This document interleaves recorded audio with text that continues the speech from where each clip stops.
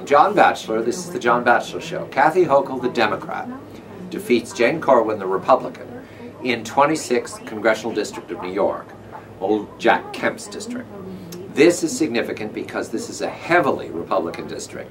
Registration favors the Republicans by 30,000. The turnout for a special election forced by the disgrace of a Republican elected official, Chris Lee, who resigned after some foolishness that doesn't bear repeating. But in any event, this is a reversal of fortune for the Republican Party that was so gleeful at the Tea Party election of 2010. Why? Because Kathy Hochul ran on a simple Medicare message. They want to take your Medicare and give it to tax breaks for their rich friends. This takes advantage of Paul Ryan's inarticulate, passionate, and extremely wonky and brainy proposition that we will reform Medicare and no one over 55 has to worry. Well, people over 55 worry a lot, because when you start talking about reform, there's no end to what Congress can do. So therefore, Kathy Hochul took that advantage, used it, and is now a member of Congress. Special election, there'll be a rematch for Kathy Hochul when we come to the election of 2012. Who is the loser here? John Boehner's the loser, because he and Eric Cantor decided to take a vote, a meaningless vote, for all members of the Republican caucus in the House of Representatives in favor of Paul Ryan's plan.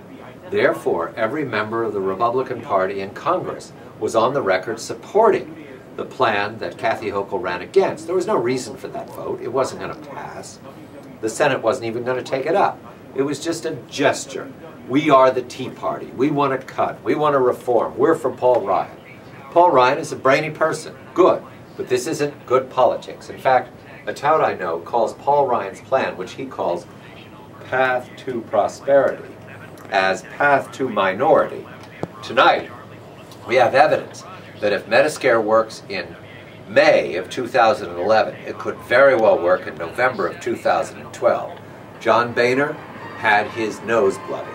The Republicans are in retreat. The only good luck they got tonight is that at the same time, the news comes from the Department of Justice that they will prosecute John Edwards. Of course, when America has a choice between a scandal about a former very attractive presidential candidate who abused his wife and took advantage of campaign funds and other nefarious activities, and a story about the future, of course America is smart, is going to go for the gossip. I'm John Batchelor. This is the John Batchelor Show. Good night, John Edwards. Good night.